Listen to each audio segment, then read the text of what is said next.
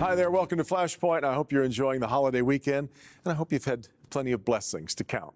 You're a blessing to me, and I'm grateful you're with us this morning. We've got a lot to get to. Since Election Day, I've been wanting to spend some time with the new mayor of Dearborn. Former state representative Abdullah Hammoud knocked off fellow Rep. Gary Warrenchak. In the new year, he will be sworn in to succeed Jack O'Reilly.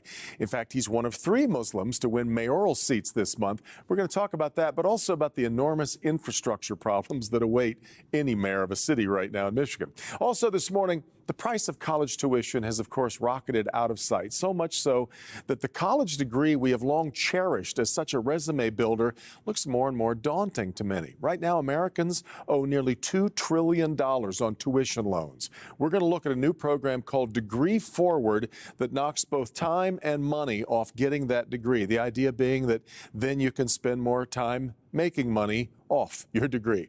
And while many would love to spend their money with local small businesses this holiday season, some wonder if the supply chain issues are going to make that tougher. It's all today on Flashpoint.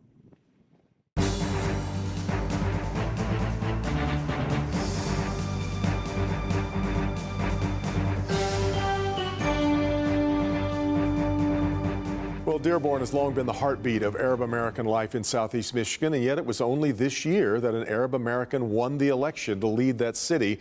And I'm very happy to have our first chance since Election Day on Flashpoint to talk with Mayor-elect Abdullah Hammoud, who will take office in January. Great to have you here. Abdullah, you said shortly after your election, I've got the quote here, "In this town, it demonstrates that we elect individuals based on the direction which they lead, no matter the direction in which they pray." But even in my headline this morning, it was that you're the first Arab American and Muslim mayor of Dearborn. So I guess the question is that noteworthy or more of a footnote to you as you take over this office? Firstly, thank you so much for having me. Sure. I think it certainly is noteworthy and historic in its own right. But we tried to make clear that we never ran to be the first, we ran to be the best. And that here in this town, you need not change who you are, that it's okay to have a different sounding name. It's okay to be of a different ethnicity or a different faith. And that in the city of Dearborn, people will elect you based on how hard you're willing to work to help uplift the residents throughout the whole community. You're one of 3 Arab American Muslim mayors who are taking over office in southeast Michigan. So it certainly speaks to some change in not only our demographics, but I suppose in our attitudes as well, which is what you're kind of suggesting, right? Yeah, certainly it demonstrates that representation matters. And it demonstrates that there are qualified individuals of various backgrounds, race, ethnicities, and faiths, and that if given an opportunity to run for office and that they're willing to work hard, localize an issue, speak to residents from all 4 corners, that they too can win without changing who they are. Well, I'm sure you read some of the nastier things that are said occasionally on social media, which of course I don't necessarily recommend. But we have also the idea of a separation of church and state in America, a very time-honored tradition of American politics. So I guess how much does your faith inform your politics and the way that you lead your life? Yeah, and I don't think, as somebody who grew up proudly Muslim American here in the city of Dearborn, certainly faith was a very near and dear part of my life, and provides me a set of values that I live by each and every single day. Things like treating and wanting for your neighbor what you want for yourself, ensuring that you uplift the most marginalized, because doing so means you're uplifting the whole community. Those types of beliefs are things that empower me to make the decisions I do each and every single day, ensuring that every child in our city is growing up in an environment that fuels their imagination and not their asthma, ensuring that our seniors have a helping hand so that they can live at home comfortably and independently. So those types of beliefs and values are certainly some things that I believe in, and they're values and principles of, I'd say, the majority of Dearbornites here in our community. You also, though, know that right now is a very nasty season in American politics. There is bloodthirst everywhere you turn. The 2 sides that we typically think of, right and left, really are barely on speaking terms right now. Why do you want to be in the political arena? I've been in office for several years now, and being mayor actually allows me to take a back seat to the partisan politics, given this is a nonpartisan seat. And what I'm able to do is utilize the office of mayor, which I think is best positioned to impact and improve the quality of life for neighborhoods throughout the city, because we are in the best position to understand what is happening in each and every single neighborhood all throughout town. And God willing, we work effectively with our city council, with our administration that is qualified, that is trustworthy, that is competent to effectuate positive change and move Dearborn forward. Well, speaking of the neighborhoods in Dearborn, as you know, and you ran on this idea and talking quite a bit about what was going on in the neighborhoods, many of which need serious infrastructure help. Dearborn, of course, is always in the headlines, unfortunately, when we talk about these massive rains that we had over the past summer and all kinds of problems. Your marching orders as you move into office in January, I guess, are pretty clear for you, right? There is a clock ticking on the wall, to your point, and that is a matter of when is the next heavy rain going to set in that might lead to another catastrophic flooding event.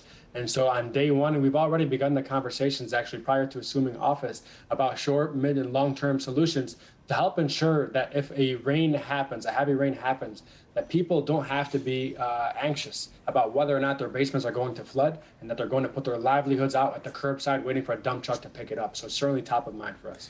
As much as the infrastructure bill promises a lot of changes for many American communities, and as much as people have talked about the amount of money that's in it, it is actually not a bottomless pit. There are going to be limits on it. What do you do now to make sure that Dearborn gets its fair share? You know, I think what we do is you make sure that you're advocating for that fair share, that you're working with your regional partners, that we're working with our partners in Lansing, our partners at the county, our partners at the federal level of government, to ensure that Dearborn receives the amount of money that it needs to improve the infrastructure.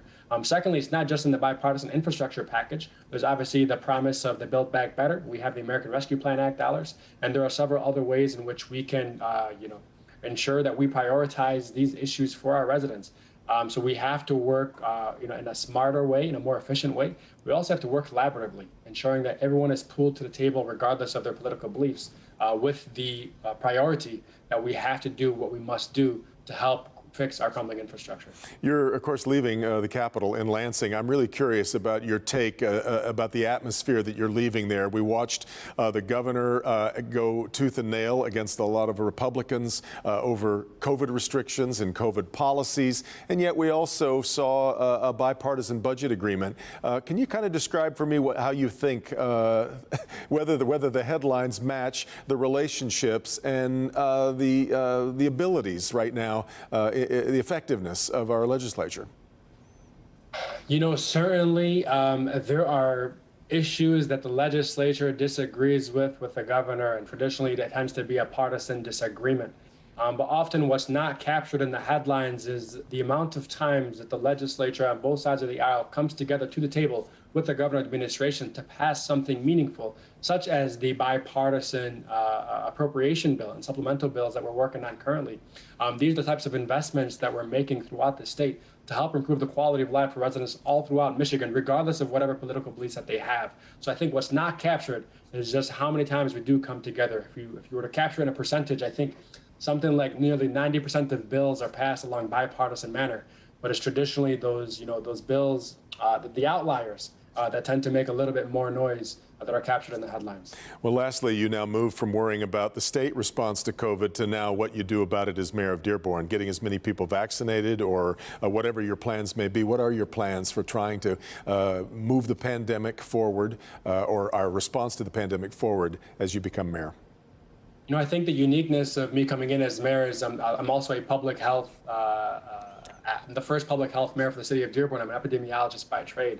And so what we're going to be doing is largely what I did as state representative, continuing to provide real-time information to the residents, working with regional partners, with our public health department over at the county.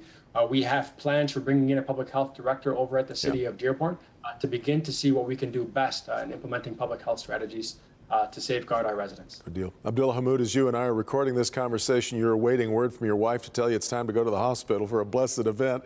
It didn't happen during our interview. I'm glad of that. But very congratulations on the blessed event coming your way, and I hope we'll talk to you again on Flashpoint very soon. Thank you so much, and a happy holidays to you and your family as well. And to you as well.